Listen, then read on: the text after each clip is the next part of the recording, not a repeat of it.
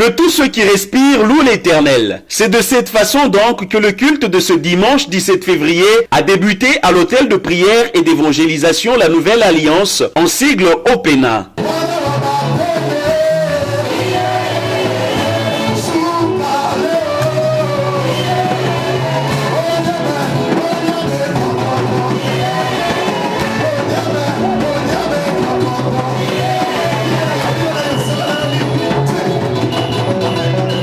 L'adoration, quant à elle, elle ne s'est pas fait attendre.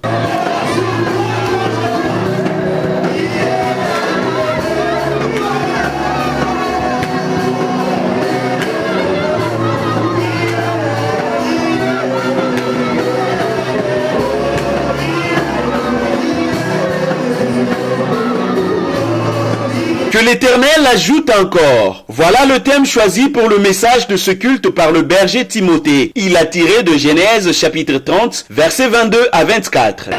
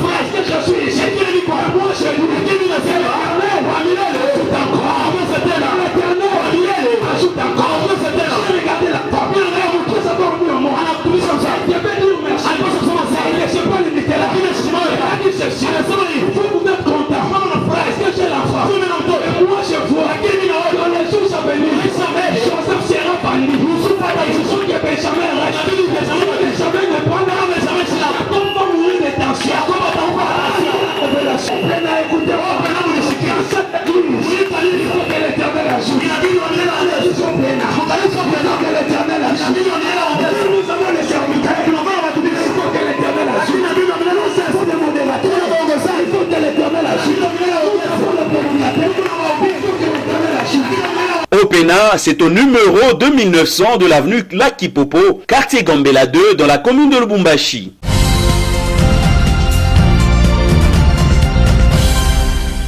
Bonjour bien-aimés, je vous salue au nom de Jésus-Christ. Nous sommes de l'église OPENA. Aujourd'hui, dimanche 17 février 2019, nous étions à Richemont bénis par notre berger qui est le berger Timothée. Il nous a parlé dans Genèse 30 à partir de 22 jusqu'à 23. Il nous a parlé sur l'enfant de Rachel.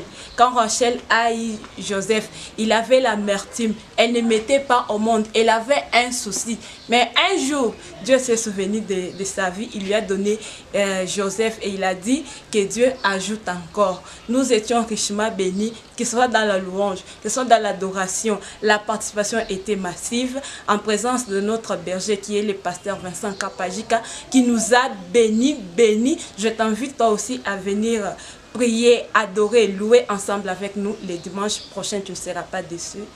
Un message pour toi qui n'était pas au culte ensemble avec nous, que Dieu ajoute encore. Nous avons des besoins qui sont continuels. Nous ne devons pas nous contacter de ce que nous avons aujourd'hui. Car aujourd'hui, il y a un demain qui existe. Tu es aujourd'hui béni, tu as le mariage. Mais dans le mariage, tu dois avoir aussi besoin des enfants.